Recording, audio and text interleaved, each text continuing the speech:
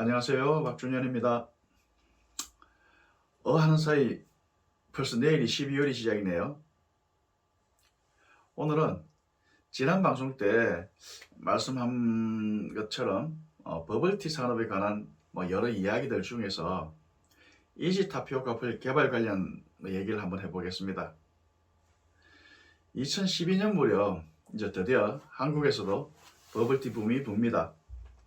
버블티는 타피오카 분말을 동그란 구슬 형태로 만들어 이제 삶고 그리고 이걸 이제 데쳐내서 헹궈서 홍차, 우유 그리고 적당한 당류를 섞어서 만든 음료죠. 대략 한 80년대쯤 대만에서 시작되었다는데 식후에 마시는 음료라기보다는 요기가 가능한 간식에 가까웠었다는 얘기들을 들었습니다. 물론 음식의 유래 등에 관한 건 다양한 이견이 있을 수 있는 만큼 정답이란 건 없죠.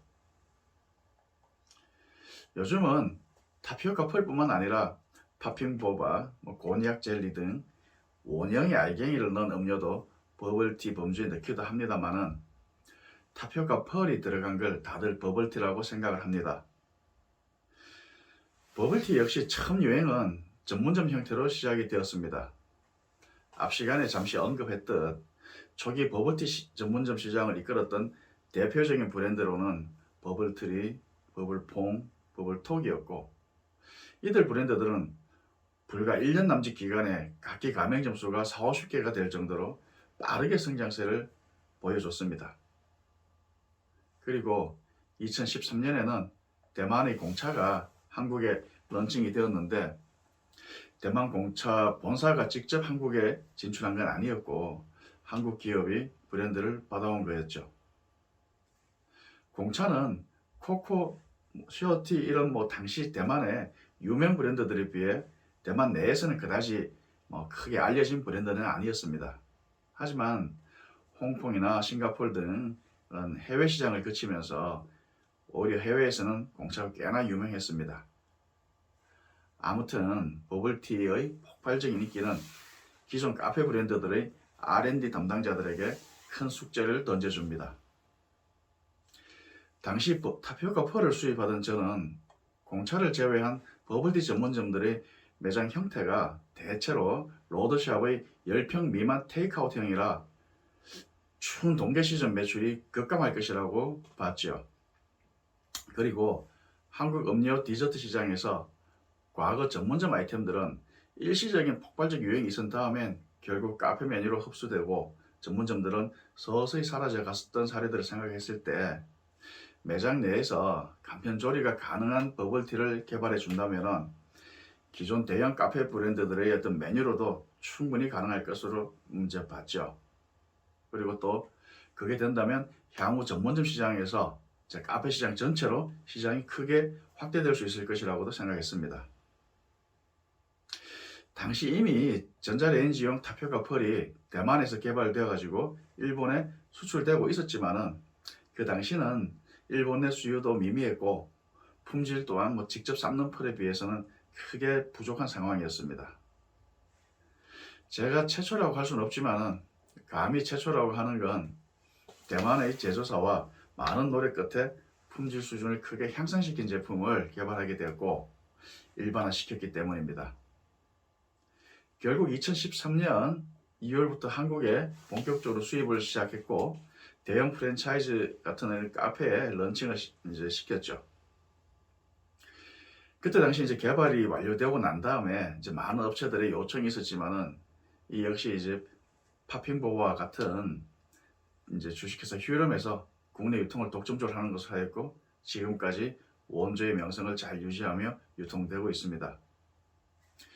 2013년 최초 수입이 시작될 무렵 카페 유통 관련 매우 황당하고 나쁜 경험을 겪게 됐었는데 어쩌면 이런 경험이 제가 내수 유통을 하는 사람들을 배치 못하는 계기가 되게 됐을 뿐만 아니라 이런 아수라장 같은 유통시장에 발을 담그는 일은 하지 않겠다는 애초의 마음을 더 다지게도 됐죠. 해외 시장에서 물건을 사고 파는 것보다 사실 제 경우에는 국내 상거래가 더 어렵고 위험하다는 걸 절감했었는데 어쩌면은 눈 뜨고 코 베었다가 딱 맞는 표현을 뜻합니다. 자, 어쨌든 2019년 흑당 버블티 광풍 후 버블티는 다시 하락하는 추세입니다만은 10년의 경험을 통해 이러한 사이클은 과거부터 늘 있어 왔기 때문에 뭐 한타임 쉬어간다 생각합니다. 짧다면 짧지만 벌써 이제 10년이나 되었나 하는 기간 동안 제 나름대로 이렇게 생각해 보면 버블티 시장 변화의 계기가 될 만한 몇 가지 사건들이 있습니다.